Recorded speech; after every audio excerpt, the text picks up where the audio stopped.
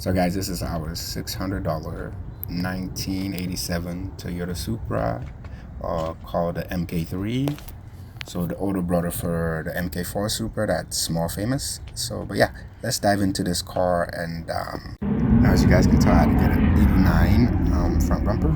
It's missing turn signals still. It's missing fog lights. Yeah, I mean, 600 bucks, no engine, just a shell. Just a whole lot of stuff I gotta order. And in fact, where the battery sits, most of the Supras, they're all rusted, especially the MK3s, they're all rusted in there. But that's doable right there. We can clean that, sand it down, and paint it. But besides that, we are missing a couple of things here and there. And since we're doing a JZ, this power steering line, we have to remove and buy another one from Drift Motion that's compatible for the swap. Same with the fuel line as well. So yeah, Drift Motion sells a couple of good things there. So if you guys are doing the same thing, check them out. But yeah, like I said, I'm missing a whole ton of stuff in here. Again, 600 bucks. The car has almost no rust, like my last one, as you guys can tell. So yeah, I'm perfectly okay with this one compared to the other one. I can work with this. We got a little dent here. We're missing moldings. And I figure out how I'm gonna fix this, or I either just send the car down and have the body shop kind of line everything up. But yeah, just missing a lot of stuff is the main thing, because this car's little parts are so expensive. Like this moldings, the rare ones, and everything's gonna cost me a lot. But here's my interior, missing everything. Door panels, dash, or both door panels. Yeah, it'll be interesting finding this. But once we get those parts, the interior is basically complete. But getting those parts for cheap, that's a whole different story, because yeah, the seats back here, got it from my friend Arvin. So yeah, that was a bonus for a good deal. I gotta clean the seats. I think I'm gonna keep them the same color, but that's the interior for you. And there, oh yeah, Targa top. That's another reason why I love this car. I'll show you here how to take it off. It's pretty simple. It's just there's two bolts up here. On each side, you just loosen those, and then on the opposite side, do the same, loosen those. And then you can just pop it up. This up, the whole thing comes off. It looks nice. But issue with this is the seals in here, especially this side right here.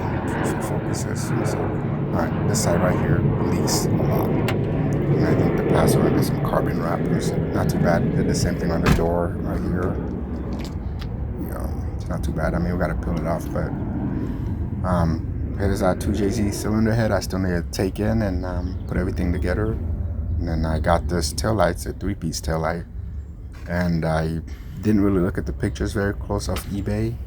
They were like 200 bucks for this. And well, the passenger side has a crack, which you guys can kind of already see in the video. But if you look close, there it is. I'm not sure if that's fixable. Let me know in the comments if that's I'm able to fix that or send it to someone. But this is how it would look when we flip it. There you go. When it's all completed, it will look like that. It's not too bad, but yeah, I need to fix that tail light. So that's everything here. And as you guys can tell, the clear coat has been like sun faded. So, but overall, everything, is pretty good. The windshield, none of them are cracked. Thank God, because that would have been a pain to find. Even the rear, look at that, uncracked. I gotta figure out this spoiler situation. Have the holes covered up, not really that good, but yeah, everything is pretty good. We have to take this off.